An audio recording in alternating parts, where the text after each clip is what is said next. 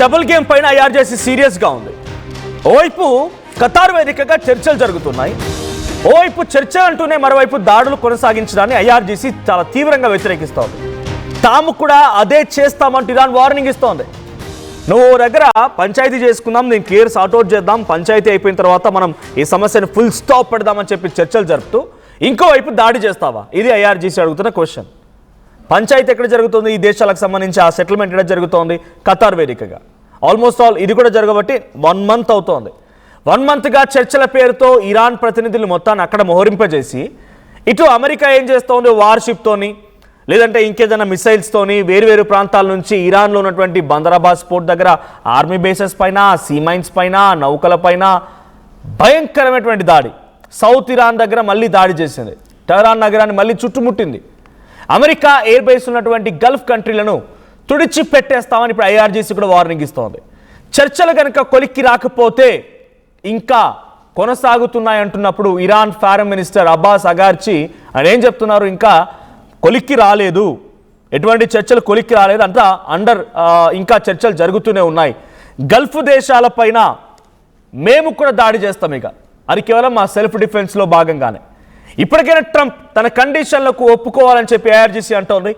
IRGC చాలా క్లియర్గా చెప్తోంది, మేము మీకు అవసరమైతే యురేనియం రిజర్వ్స్ కూడా వెనక్కి ఇవ్వడానికి సిద్ధంగా ఉన్నాం. ఏం వెనక్కి ఇవ్వడానికి? న్యూట్రలైజ్ చేస్తాం, వాటిని న్యూక్లియర్ వెపన్ తయారు కాకుండా న్యూట్రలైజ్ చేస్తాం. కానీ ఒకే ఒక్క కండిషన్, మా దేశానికి స్వయం ప్రతిపత్తి ఉంది, మా దేశంలో ఇంటర్నల్గా జరిగేటువంటి ఈ విషయాలపైన మీరు ఎవరు కూడా డిస్కస్ చేయకూడదు.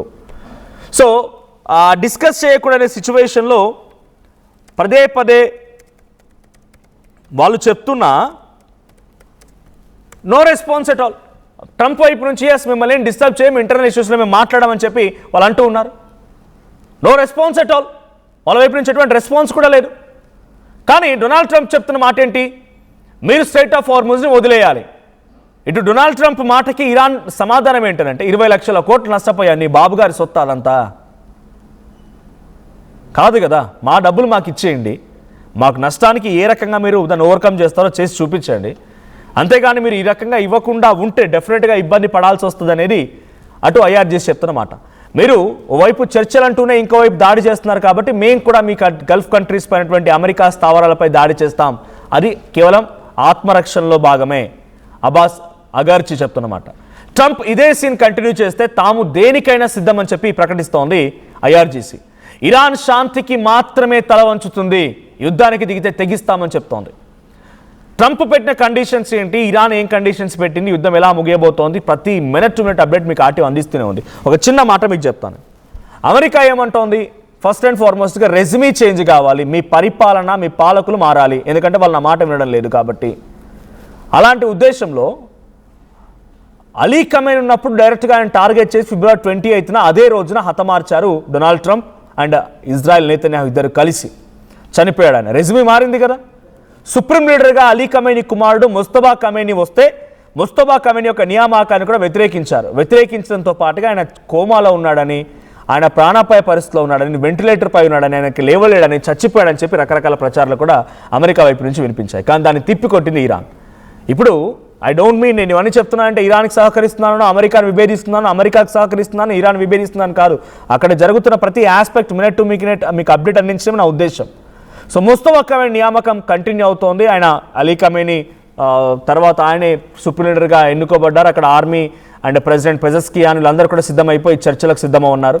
సో చర్చలకు సిద్ధమైనటువంటి నేపథ్యంలో అమెరికా డొనాల్డ్ ట్రంప్ ఏం చేశారంటే చర్చలు సిద్ధమని చెప్పి సాయంత్రానికల్లా పిలుస్తాడు, మరుసటి రోజు మార్నింగ్ దాడి చేస్తాడు. ఈరోజు సాయంత్రం చర్చలు జరుగుతాయని చెప్పి మాట్లాడుకొస్తాడు. 1-2 డేస్లో మొత్తం ముగుస్తాయని చెప్తాడు. నెక్స్ట్ డే మళ్ళీ అటాక్ చేస్తాడు. ఈ రకంగా జరుగుతున్నాను. It's going process. సో ఇక్కడ కండిషన్స్ ఏంటి? ఫస్ట్లీ మా ఫారెన్ రిజర్వ్స్ ఎత్తేయాలి, ఇరాన్ పెట్టిన కండిషన్. తర్వాత మా దేశాన్ని మేము పరిపాలించుకోగలుగుతాం, నీ ప్రమేయం ఇక్కడ ఉండకూడదు. స్ట్రైట్ ఆఫ్ హార్ముజ్ దగ్గర మేము టోల్ ట్యాక్స్ వసూలు చేస్తాం. మా దేశానికి జరిగినటువంటి నష్టానికి మీరు మాకు ఆర్థిక సహాయం అందించాలి. యురేనియం నిల్వలు మా దగ్గరే ఉంటాయి, యురేనియం నిల్వలు మేము ఉంచుకుంటాం, మా ఇష్టం, అది మా దేశానికి సంబంధించిన వ్యవస్థను మేము చూసుకుంటాం.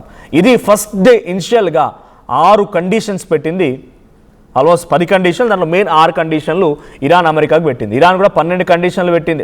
ఇరాన్ పైన అమెరికా కూడా 12 కండిషన్లు పెట్టింది. అన్నిటికీ యాక్సెప్ట్ చేస్తాం, కానీ ఒక విషయం మాత్రం యాక్సెప్ట్ చేయం, యురేనియం రిజర్వ్స్ మీ దగ్గర ఉండకూడదు. మీరు ఎట్టి పరిస్థితుల్లో కూడా అక్కడ యురేనియం రిజర్వ్స్తో మీరు తగాదా అంటే న్యూక్లియర్ పవర్ రెడీ చేయడం కానీ ఇంకేదైనా రెడీ చేయడం లాంటివి ఉండకూడదు. ఇది డొనాల్డ్ ట్రంప్ పెట్టిన కండిషన్. ఫైనలీ దానికి కూడా యాక్సెప్ట్ చేసింది. ఇక స్టేట్ ఆఫ్ హార్ముజ్ దగ్గర టోల్ ట్యాక్స్ వసూలు చేయడం అని కానీ ఆర్థిక సహాయం చేయడం అని కానీ చర్చిద్దాం, ఇవన్నీ కూడా ఎలా ఉంటుంది ఏందని చర్చిద్దాం. కానీ మీరు యురేనియం రిజర్వ్స్ని ఎట్టి పరిస్థితుల్లో కూడా ఉంచుకోకూడదని అంటే మొన్న పెజెస్కియాన్ ఒక ఇంటర్నేషనల్ మీడియాతో ఇంటర్వ్యూ ఇస్తే ఏం మాట్లాడుకొచ్చారు, యురేనియం రిజర్వ్స్ని కూడా న్యూట్రలైజ్ చేయడానికి సిద్ధంగా ఉన్నాం మేము, we are ready to sacrifice that too, we want only peace, మాకు శాంతి కావాలి, ప్రపంచ శాంతి కోసం మేము మాట్లాడతాం, మీలాగా మేము మాట్లాడము, యురేనియం రిజర్వ్స్ని కూడా న్యూట్రలైజ్ చేసుకుంటాం ఒకే ఒక చోట, అది నతంజానా, ఫార్దో లేదంటే ఇస్ఫహాన్, ఈ 3 ప్రాంతాల్లో ఒక చోటే న్యూక్లియర్ రిజర్వ్స్ ఉంటాయి, యురేనియం రిజర్వ్స్ ఉంటాయి, మిగిలినవన్నీ కూడా న్యూట్రలైజ్ చేస్తామని ఇరాన్ అనౌన్స్ చేసింది. కానీ మాకు మా ఆర్థిక పరిస్థితి సంగతి ఏంటి, మమ్మల్ని ఇంత నష్టపరిచిన తర్వాత మేము ఎలా రిట్రైవ్ అవ్వాలి, ఇది క్వశ్చన్ చేస్తోంది ఇరాన్. ఐఆర్జీసీ పెజెస్కియాన్ క్వశ్చన్స్ ఇవి.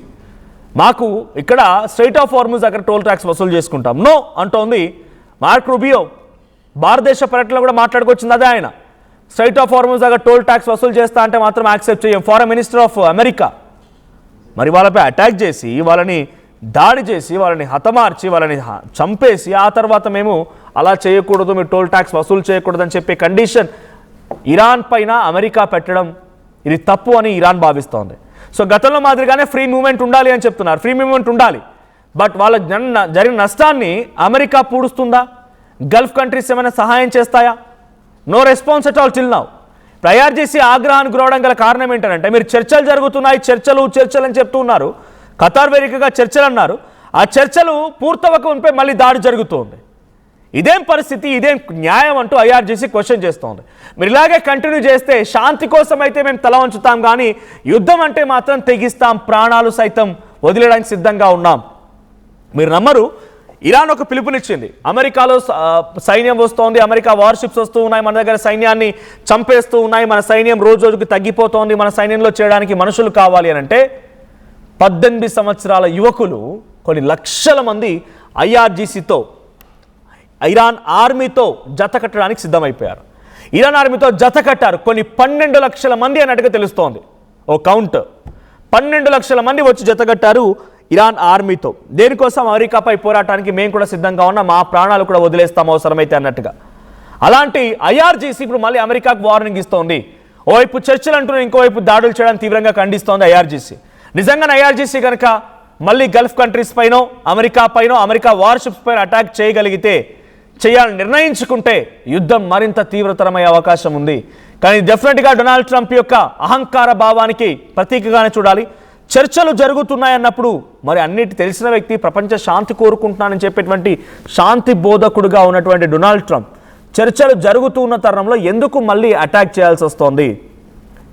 సో దీన్ని సెల్ఫ్ డిఫెన్స్ అనుకోవాలా, లేదు పక్కా ప్రీ ప్లాన్డ్గా పూర్తిగా ఇరాన్ని అంతమొందించడం కోసం చేస్తున్న ఎత్తుగడలు ఎజెండానే అనుకోవాలా? సో మీ అభిప్రాయం ఏంటి? అమెరికా ఆర్ ఇరాన్ ఎవరు చేస్తోంది కరెక్ట్? ఇరాన్ని పూర్తిగా అంతమొందించాలని మీరు కూడా కోరుకుంటున్నారా? అమెరికా డొనాల్డ్ ట్రంప్కి మీరు సహకరిస్తున్నారా? మీరు మద్దతుగా ఉండాలనుకుంటున్నారా? Please do comment.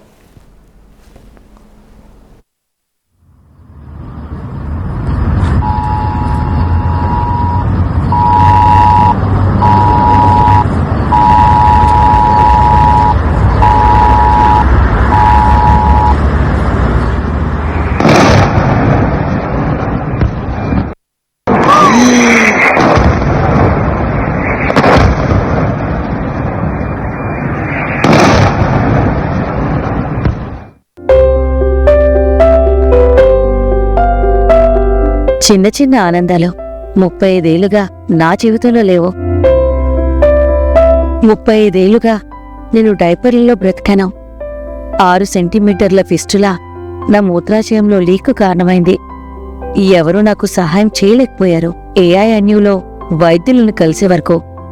అక్కడ వారు రోబోటిక్ శస్త్రచికిత్సతో నాకు పరిష్కారం ఇచ్చారు.